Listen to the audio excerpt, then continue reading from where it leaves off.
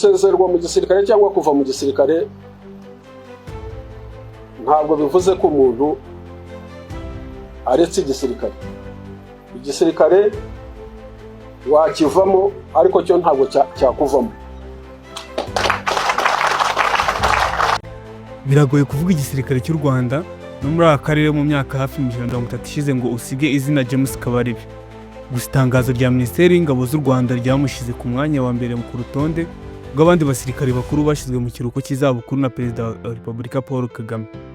Bihera mu ntambara ku Rwanda y'izari inyeshyamba za APR mu 1990. Yari umusirikare muto urangije amashuri muri Uganda, aho yavukiye agakurira nk'impunzi y'umunyarwanda.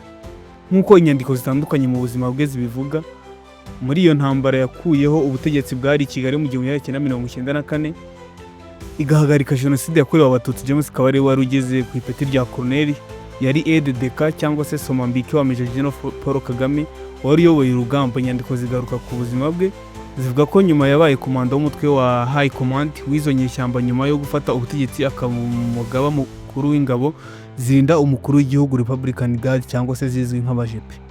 Ni umugabo w'imyaka 64 wubatse ufite abana batatu.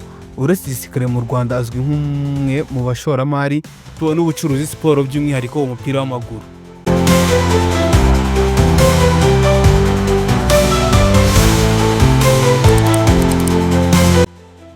General James Kabarebe w'imyaka 34 kuva muri 2018 yavanywe ku mwanya wa Minisitiri w'Ingabo, nyuma gato yagizwe umujyanama wa Perezida mu bya gisirikare. Kuva icyo gihe kenshi yabonekaga mu biganiro akunze guha urubyiruko bibakangurira gukunda igihugu. Muri buri segiteri yose, muri nta musozi utariho interahamwe n'intwaro zaratanzwe. Ntabwo yaruhukijwe wenyine. Abandi basirikare bakuru nka General Fred Bingira, Lieutenant General Charles Kayonga, Lieutenant General Frank Mushyo Kamanzi, Major General Eric Morokore, Major General Augustin Turagara, Major General Charles Karamba, Major General Albert Murasira n'abandi nabo bashyizwe mu kiruhuko cy'izabukuru. Mu Rwanda itegeko rishyiraho stati yihariye y'ingabo z'u Rwanda, ingingo yayo y'102 ivuga ko imyaka yo kujya mu kiruhuko cy'izabukuru ku ofisiye general ari imyaka 60. Tugarutse inyuma mu bigwi by'urugamba n'intambara byaranze akarere u Rwanda ruherereyemo, nyuma y'uko ingabo ziyobowe na Paul Kagame zifashe ubutegetsi nyuma yo mu 1996, zakurikiranye abo zahiritse mu cyahoze ari Zaire, Kongo y'ubu, zivuga ko zigamije guhasha ibitero byabo ku Rwanda hamwe no gucyura impunzi. Colonel Kabarebe wari mu basirikare bizewe na Kagame, niwe wayoboye ingabo zinjiye muri Zaire ya Mobutu Sese Seko. Ariko intambara yafashe indi ntera ubwo ingabo z'u Rwanda zafashaga inyeshyamba za Laurent Désiré Kabila gukomeza bagana i Kinshasa. Iyo ntambara ntiyatinze cyane. Mobutu wari urembejwe n'indwara ntiyarashoboye guhuza ibikorwa by'intambara no kurinda igihugu cye. Muri Gicurasi 1997 Kinshasa yarafashwe, Mobutu arahunga. Kabila afata ubutegetsi abifashijwe cyane n'abasirikare ba Kabarebe hamwe n'urubyiruko rw'abanyekongo bavugaga ikinyarwanda, ndetse ahita agira Kabarebe umugaba w'ingabo za Kongo yaramaze kwambura izina rya Zaire. Ntibyatinze havutse ubushyamirane hagati ya Kabila n'ingabo z'u Rwanda. Mu 1998 avanaho Kabarebe. Ibi byaje kuvamo intangiriro y'intambara ya kabiri ya Congo, Second Congo War, yabaye inkundura ikazamo n'ibindi bihugu nka Zimbabwe na Angola. Byafashije kurengera ubutegetsi bwa Kabila.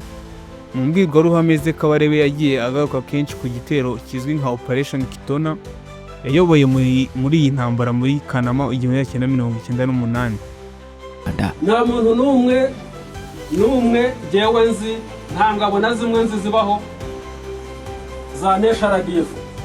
N'ibintu bitabaho batunesha bateze, twe turabanesha, n'ibintu bidashoboka. Umunyamateka mu bya gisirikare James Stez Giscard mu nyandiko ye The Kitona Operation Rwanda's Gamble to Capture Kinshasa and the Misleading of Enali, yavuze ko uburyo ingabo zayobowe na Colonel Kabarebe zafashe ikibuga cy'indege cya Kitona mu burengerazuba bwa DR Congo yari igikorwa cyari gitunguranye cya gisirikare kandi kidasanzwe, cyari kigamije gufata Kinshasa vuba vuba no guhirika Kabila. Uyu munyamateka kandi avuga ko iki gitero kidasanzwe cyari kujya mu mateka y'intsinzi zikomeye za gisirikare iyo kigera ku ntego zacyo, ariko ntibyashobotse kuko Angola na Zimbabwe zinjiye mu ntambara zirengera Kabila. Kabarebe n'ingabo yarasigaranye bahungira muri Angola, babasha gufata ikindi kibuga cy'indege gito cyane bagihagurukiraho bataha. Nk'uko yagiye abigarukaho mu mbwirwaruhame ze nyuma ya Second Congo zo nk'uko bita iyi ntambara, Kabarebe yazamuwe mu mapeti agera ku rwego rwa jenerali w'inyenyeri enye. Muri 2002 yagizwe umugaba mukuru w'ingabo z'u Rwanda mbere yo kugirwa minisitiri w'ingabo muri 2010. Umwanya yavuyeho muri 2018. Jenerali Theadi Kabarebe yahishuye ko ari we wubatse indake ya mbere mu Rwanda. Ategeka abasirikare gucukura indake imyombo, kuko ubundi twarwanaga igitero shuma gukubita twiruka. Icyo twashakaga ni imbunda, ni imiti, ni imyambaro. Yabitangaje kuwa 4 tariki ya 25 Nyakanga 2024.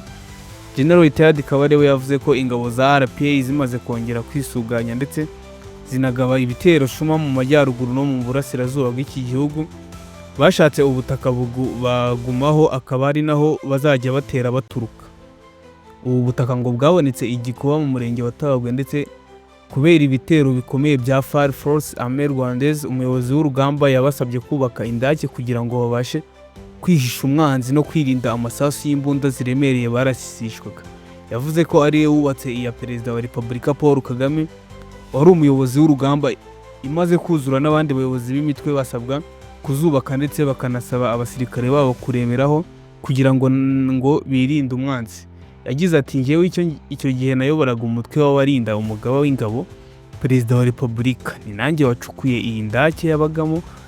Yababwiye ko ubutaka bahagazeho bwaviriyeho amaraso menshi y'inkomere ndetse n'imibiri y'urubyiruko bari mu kigero kimwe, baguye ku rugamba rwo kubohora igihugu. Yagize ati, u Rwanda rugomba gukomeza gutera imbere uko byagenda kose. Ati, muri aka gasanimetero ntushobora kumenya umubare w'urubyiruko rwari mu kigero nk'icyanyu rwaguye hano, amagufa yabo, amaraso yabo mugenda hejuru. Ati, muragenda ku maraso y'urubyiruko rwari mu myaka yanyu, baguye hano bapfuye kugira ngo mwebwe mukomeze icyatumye bapfa. Bapfuye baharanira iterambere ry'iki gihugu, namwe niho mwasabwa gushyira imbaraga. Turagara Arno avuga ko gusura ingoro y'amateka yo guhagarika jenoside ndetse n'umuhora w'urugamba rwo kubohora igihugu byatumye bamenya byinshi ku mateka abanyarwanda banyuzemo. Jenerali Kabarebe kenshi ajya mu matorero n'amakoraniro y'urubyiruko kubaganiriza ku byo bakunze kwita amateka y'urugamba rwo kwibohora.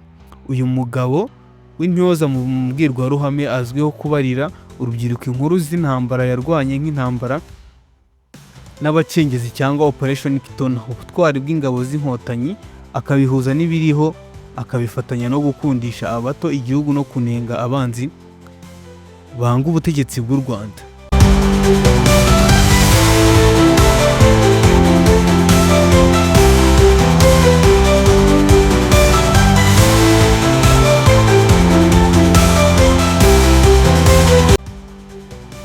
Akoze kubana natwe, ari muhire nk'ibisanzwe gutegura nkanakugezaho ubucukuzi nk'ubu bwenge hano kuri Mr ML TV.